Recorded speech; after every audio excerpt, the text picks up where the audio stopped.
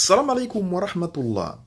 Souvent, quand je fais des vidéos sur la ruqya ou bien quand je fais des lives sur le sujet de la ruqya, il y a des personnes qui viennent dire en commentaire, non, vous là, ce que vous faites, c'est haram, c'est une bid'a, c'est une innovation, demander de l'argent pour réciter le Coran, c'est haram.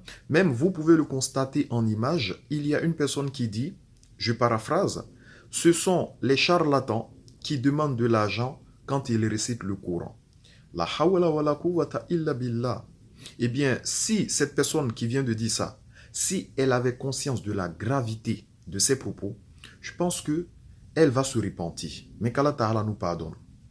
Cette question d'argent dans la ruqya, de demander une rémunération lorsqu'on fait la ruqya, le prophète Mohammed alayhi salatu wassalam, il avait déjà répondu à cela il y a plus de 1400 ans. De grâce, si vous n'avez pas de connaissance sur un sujet précis, évitez de l'aborder.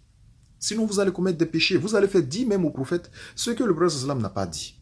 Et qu'Allah Ta'ala nous pardonne.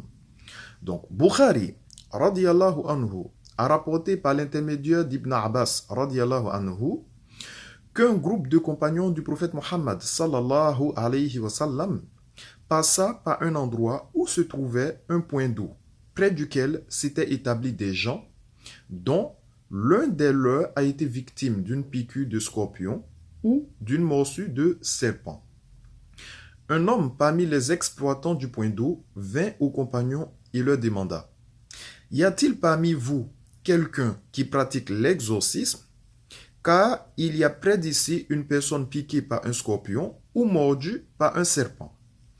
Un des compagnons se rendit là où se trouvait le patient et récita la sourate al-Fatiha contre un troupeau d'ovins. Le patient se rétablit.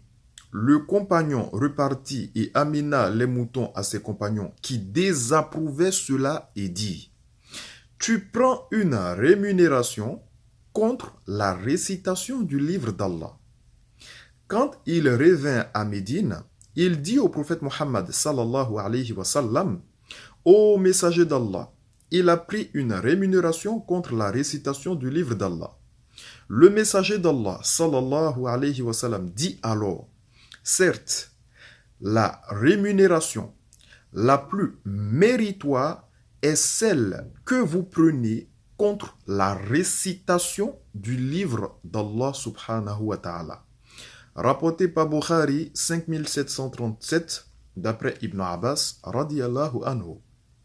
Donc cette question de prendre une rémunération lorsque vous récitez le Coran, ce n'est pas haram en islam.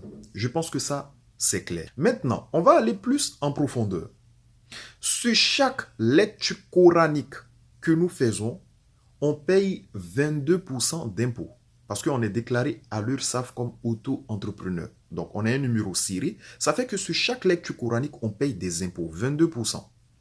Sur chaque produit que nous vendons, que ce soit feuilles coranisées, huile d'olive coranisée, savon habat saouda, feuilles de séné, on paye 12% d'impôts. Ce qui veut dire qu'on a des charges. D'accord? La feuille coranisée, par exemple, c'est extrêmement difficile pour avoir une feuille coranisée. Les gens n'ont pas conscience. Mais l'encre alimentaire, ça garde beaucoup d'imprimantes. Chaque fois, il faut nettoyer l'imprimante. Le savon habat saouda, c'est pas gratuit. On ne va pas chez le commerçant et lui dit on est des raquis et puis lui, il nous donne ça gratuitement. Non, on paye le savon. L'huile d'olive que nous donnons, c'est de l'huile vierge, de qualité. On paye ça. D'accord? Les feuilles de séné que nous donnons sont bio, naturelles. Et c'est pour cela, souvent, même quand il y a des gens qui utilisent les feuilles de séné que nous donnons, ils sentent qu'il y a une différence par rapport aux feuilles de séné qu'eux-mêmes ils commandent ailleurs. Le site internet sur lequel les gens vont acheter les produits, il y a un informaticien qui mérite salaire qui entretient le site. On ne peut pas le payer comme il faut parce qu'on ne gagne pas grand-chose. Lui-même, il le fait, fils sabilillah. Et Allah en est témoin. Et même dernièrement, on a payé pratiquement 100 € d'hébergement. D'accord? Sur chaque transaction bancaire, la banque prend un pourcentage.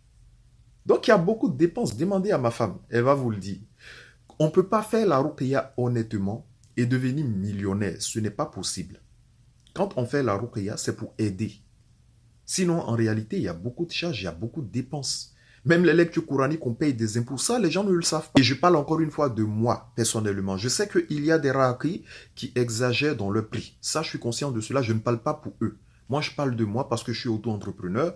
Voilà, comme ça, même c'est clair vis-à-vis de la loi. Vous voyez. Et donc, il y a beaucoup de dépenses, il y a beaucoup de charges.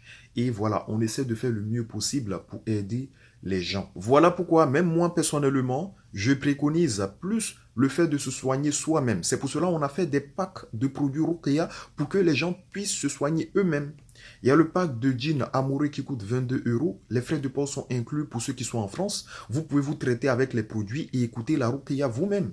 Il y a le pack de la sorcellerie mangée qui coûte 21 euros. Frais de port inclus pour ceux qui sont en France. Il y a le pack complet pour tout type de sorcellerie qui coûte 32,99 €, frais de port inclus pour ceux qui sont en France. Ce sont des produits en fait pour ceux qui veulent se soigner eux-mêmes tout en étant dans le cadre le plus licite possible. Après, vous n'êtes pas obligé aussi de commander ces produits avec nous.